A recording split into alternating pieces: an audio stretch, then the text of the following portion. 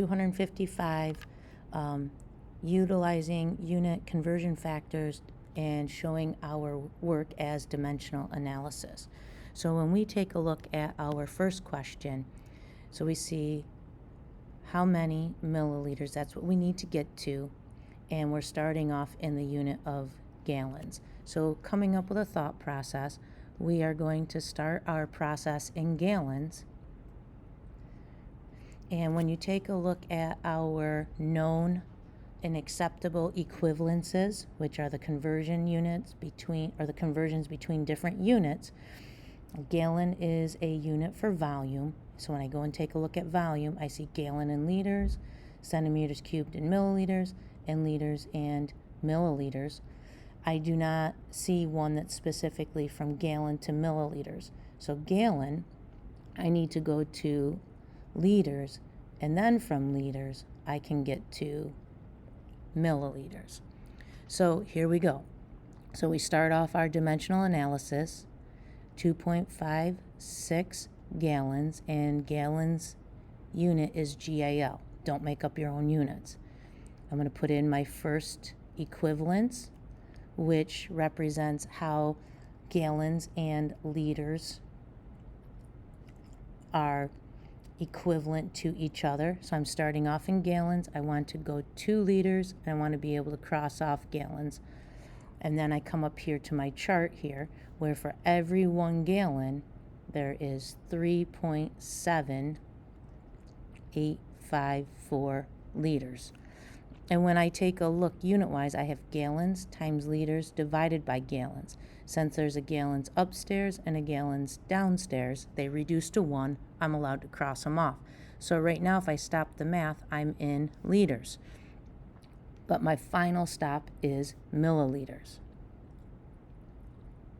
So I'm going to put in my next equivalence fraction, and this time I'm going to go from from liters to milliliters, and I want to be able to cross off plain old liters.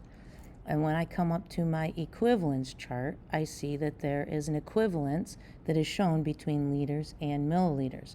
So for every 1 liter, there are 1,000 milliliters. Before you pick up the calculator, you always do the math first with the units. If the units work out, then you pick up the calculator. So now I have liters times milliliters divided by liters. Liters upstairs and the liters downstairs, I'm allowed to cross them off. They reduce to 1. And mathematically, take a look. I'm left with the unit of milliliters. So when I put this into the calculator, 2.56 times 3.7854 times 1,000, that whole product divided by 1, I get an answer on the calculator that is 9690.624. That is the calculator answer. So I just wrote down everything from the calculator. But we need to record an answer that represents the correct number of sig figs. It maintains the value, but also the correct number of sig figs. So when I take a look here, this is the measurement. So only measurements, so I'm trying to write the word measurement. The measurement indicates the number of sig figs. So since the measured quantity has 3 sig figs, I can only keep 3 sig figs from my answer. So my sig figs are 969, and the digit just to the right of the 9 doesn't make it round up, and so then I will put in a 0. And I cannot put a decimal point because that would change the number of sig figs, and I have my unit of milliliters. So that trailing 0 is not significant. So I could write it as 9.69 times 10 to the 3rd power milliliters to get rid of the trailing 0. Okay, taking a look at the next problem. A car is able to drive 80 miles per hour on the Kickapoo Turnpike in Oklahoma. How many miles can the car drive in 11,700 seconds? So when I read through this, this is my measurement. That's what I am starting with. So this is my starting measurement. And also in this problem, I am told that the car is able to drive 80 miles per hour. So that means we have an equivalence here of 80 miles equals 1 hour on the Kickapoo Turnpike in Oklahoma. So when I take a look at this, making my path, I'm starting off with a measurement in seconds. And when I go back up here, seconds is a unit of time, and the only thing that I'm allowed to relate seconds to is hours. But if I take a look at the equivalence that is specific to the Kickapoo Turnpike, I have an equivalence between hours and miles. So I can change seconds into hours, and then I can change the hours into miles.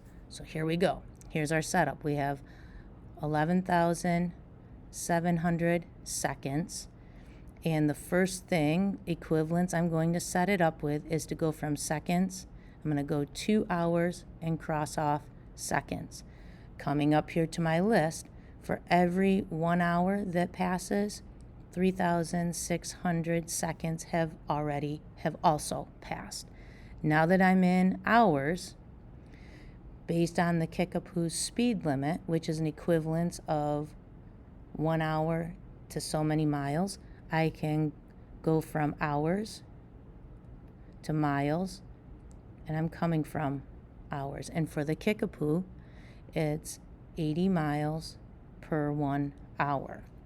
So when I go through and I look at my units, I have seconds times hours divided by seconds, second upstairs, and a second downstairs. I can cross it off. If I stop the math, I'm in hours. So now, hours times miles divided by hours, hours upstairs, hours downstairs, I'm allowed to cross them off, so I am ending in a unit of miles. When I put this into the calculator, 11,700 times 1 times 80, hit the equal button, I divide that product by 3,600, I end up with an answer on my calculator that simply shows up as 260. This is my calculator answer.